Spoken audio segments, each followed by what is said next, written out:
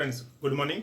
आज के इस वीडियो में बात करते हैं ऐसे लोग जिनका गाल ब्लैडर निकाल दिया गया है, उनको क्या करना चाहिए और किस तरह का प्रिकॉशन लेना चाहिए ताकि उनके शरीर में बड़ी बीमारियां ना उत्पन्न हों। दरअसल जो गाल ब्लैडर है, पित्त की जो थैली है, उसमें जब पथरी बन जाती है तो उसको आसानी से निकाला जा सकता है दवा से, लेकिन अधिकतर लोग सर्जरी करके गाल ब्लैडर को बाहर निकलवा देते हैं। एक समस्या तो खत्म हो गई कि पित्त की थैली की जो पथरी थी वो निकल गई, लेकिन पित्त की थैली की पथरी को बाहर निकाल देने से शरीर के ऊपर क्या क्या नुकसान होता है उसकी पूरी बात समझते हैं। तो देखिए, जो लीवर है वो शरीर का प्रोसेसर है, ढेर सारी चीज़ें वो प्रोसेस करता है। कैटाबॉलिज्म और एनाबॉलिज्म दोनों में हेल्प करता है। यूरिया, क्रिएटिनिन, कोलेस्ट्रॉल, बाइल, ये सब लीवर में बनते हैं ना। तो देखिए, जो पोर्शन दिख रहा है, पोर्शन क्या है? लीवर है। लीवर बनाता है बाइल। ये जो बाइल है ये स्टोर रहता है गाल ब्लैडर में। गाल ब्लैडर में स्टोर रहता है, और जब भी हम लोग फूड सप्लीमेंट खाते हैं तो डाइजेशन में हेल्प करता है। कैसे हेल्प करता है? इमल्सिफिकेशन काम है इसका। इमल्सिफिकेशन मतलब जो एसिडिक कंटेंट है उसको न्यूट्रलाइज कर देना, ठीक है? उसको क्या बोलते हैं? न्यूट्रलाइजेशन करना। तो इस तरह से नॉर्मल एक तरीक चलता रहता है। तो यूँ देखिए, ये फूड सप्लीमेंट स्टमक में आया ना, और स्टमक का पीएच एसिडिक होता है 1.8 से 2.0 तक। किसकी वजह से? एचसीएल की वजह से। यानी स्टमक की जो वाल है वो एचसीएल बनाती है ताकि पीएच 1.8 से 2.0 मेंटेन रहे, और उसमें हम लोग जो भी फूड सप्लीमेंट इधर से खा रहे हैं, आ रहा है इसके अंदर, वो डाइजेस्ट हो जाए। और डाइजेस्ट होने के बाद जब इधर से इंटेस्टाइन में जाने लगता है तो यहीं पे बाइल डक्ट आके इसमें मिलती है, और पूरा का पूरा बाइल इसमें मिल जाता है। तो फूड सप्लीमेंट ऐसे पास होता रहता है ऐसे धीरे धीरे, और ये बाइल मिलता रहता है ताकि इधर वाला कंटेंट पूरा कैसा हो जाए? न्यूट्रल हो जाए, न्यूट्रलाइजेशन हो जाए। इसी प्रोसेस को क्या बोलते हैं? इमल्सिफिकेशन। अब जिनके गाल ब्लैडर में पथरी बन गई है, स्टोन बन गया है, बनता कैसे है? जब भी बाइल और कोलेस्ट्रॉल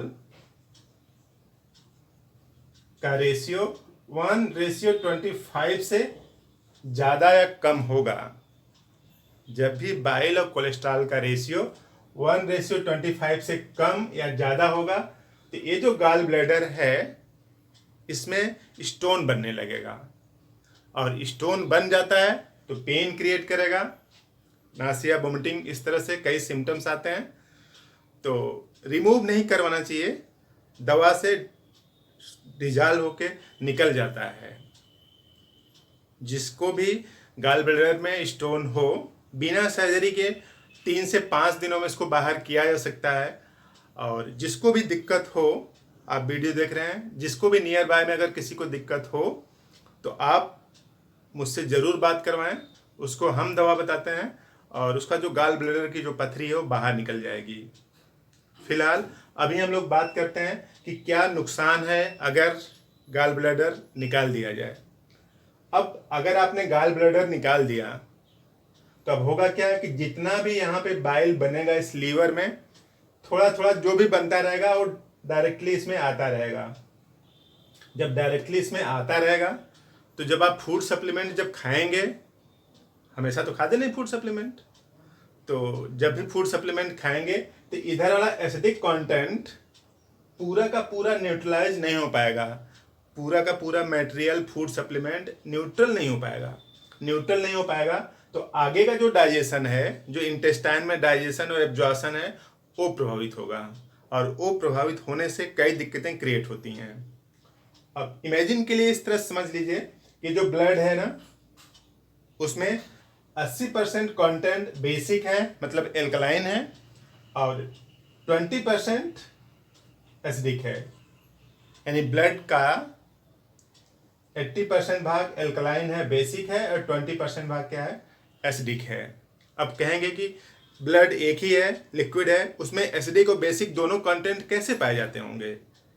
इसी के लिए शरीर में एक मैकेनिज्म होती है, बफर मैकेनिज्म,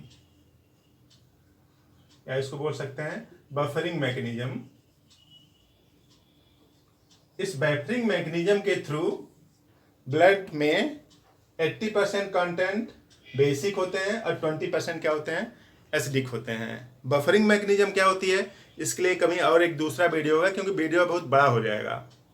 तो अभी यूं समझ लीजिए कि एक मैकेनिज्म है बफरिंग मैकेनिज्म, उसके थ्रू ज्विटर आयन बनते हैं।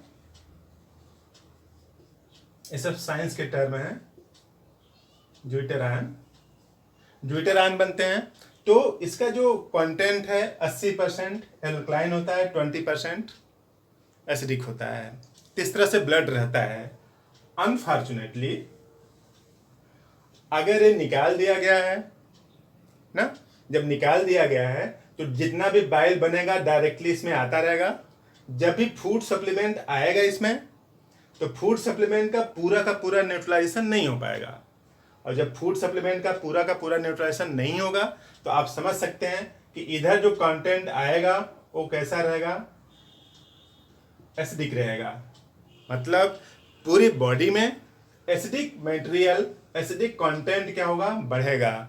जब भी एसिडिक कंटेंट बढ़ेगा ना, जब भी एसिडिक कंटेंट बढ़ेगा तो बॉडी क्या करती है कि जो टिश्यू है ना, जो सेल्स है ना, ग्रुप ऑफ सेल्स को टिश्यू बोलते हैं, ऊतक बोलते हैं इसको हिंदी में। तो अब क्या करेगा, गड़बड़ी की वजह से एसिडिक कंटेंट ज्यादा हो गया, तो ब्रेन कुछ इस तरह से रेगुलेट करता है कि जो टिश्यू हैं, जो सेल्स हैं, जो कोशिकाएं हैं ना, कोशिकाएं से एल्कलाइन मटेरियल निकाल लेता है। कोशिकाओं से एल्कलाइन मटेरियल निकाल लेगा। एल्कलाइन मटेरियल निकाल इसलिए लेगा कि जो शरीर है, जो ब्लड है, जो फ्लूइड है बॉडी के अंदर, ब्लड के अलावा भी कई फ्लूइड्स हैं, उनका जो पीएच है वो नॉर्मल बना रहेगा। तो जब भी इस टिश्यू से ना एल्कलाइन कंटेंट बाहर आएगा, तो ये जो कोशिकाएं हैं ना, ये कमजोर होंगी। कमजोर इन द सेंस कि इनका जो कार्यविधि है, जो फंक्शन है, वो ठीक से नहीं चलेगा। अब अगर इनका फंक्शन ठीक से नहीं चलेगा तो पता नहीं कितनी बीमारियां उत्पन्न हो सकती हैं। तो इस तरह से पूरी बॉडी अफेक्ट होती रहती है धीमे धीमे, क्योंकि इसको मेंटेन करने के लिए ये जो कंटेंट है इस कोशिकाओं के समूह से या कोशिकाओं से बाहर निकल के एल्कलाइन इसको मेंटेन करता है। दिक्कत तब होगी जब इसका एक ऑप्टिमम लेवल होता है, उससे कंसेंट्रेशन क्या हो जाए, इसमें कोशिकाओं में क्या हो जाए, कम हो जाए। तो कम हो जाए तो कई बीमारियां उत्पन्न होने लगती हैं। तो इस तरह से बीमारियों से बचने के लिए जिनका भी गॉल ब्लैडर रिमूव हो गया है, वो लोग कर क्या सकते हैं कि ये मैकेनिज्म उनमें डिस्टर्ब होगी, तो कोशिकाओं से जो एल्कलाइन कंटेंट यानी बेसिक मटेरियल बाहर न आए, एल्कलाइन कंटेंट या बेसिक मटेरियल बाहर न आए, जितने भी कड़वे पदार्थ है ना, उन सब का सेवन करें। जैसे नीम है, हर्रे है, करेला है, इसी तरीके के जितने भी बिटर टेस्ट के मटेरियल होते हैं, कड़वे मटेरियल होते हैं, खाने में जो कड़वे लगते हैं, उन सब का सेवन करें। तो इससे क्या होगा कि जो पूरी शरीर है वो एसिडिक नहीं होगी, कैसा रहेगा, एल्कलाइन होगा। तो यानी शरीर कैसा ना होना चाहिए, एल्कलाइन होना चाहिए, क्योंकि 80% कंपोनेंट ब्लड का क्या है, एल्कलाइन है। तो एल्कलाइन बना रहे, इसके लिए जितने भी कड़वे पदार्थ मिलते हैं आप उनका सेवन करें। तो यहाँ पे जो गॉल ब्लैडर को रिमूव करने से जो समस्याएं उत्पन्न होंगी उनसे बचा जा सकता है। शरीर का कंटेंट जब भी बेसिक होगा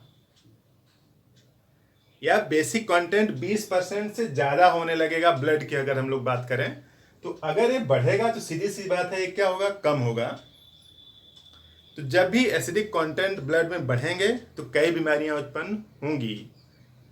इन सब से बचने के लिए नेचर में जितने भी कड़वे मटेरियल हैं उन सब का सेवन अगर आप करते रहेंगे तो इससे बचा जा सकता है।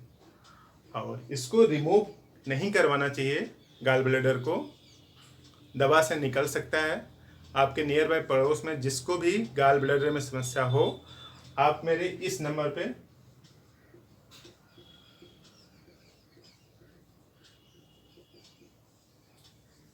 उनसे बोल दीजिए संपर्क करें। बिना सर्जरी के गॉल ब्लैडर के स्टोन को मैक्सिमम 1 हफ्ते में बाहर निकाला जा सकता है। तो इसी तरीके के और वीडियो पाने के लिए, हमसे जुड़ने के लिए इस चैनल को सब्सक्राइब कर लीजिए, वीडियो को लाइक कर लीजिए, फ्रेंड्स को शेयर कर दीजिए। तो आपने पूरा वीडियो देखा, थैंक यू।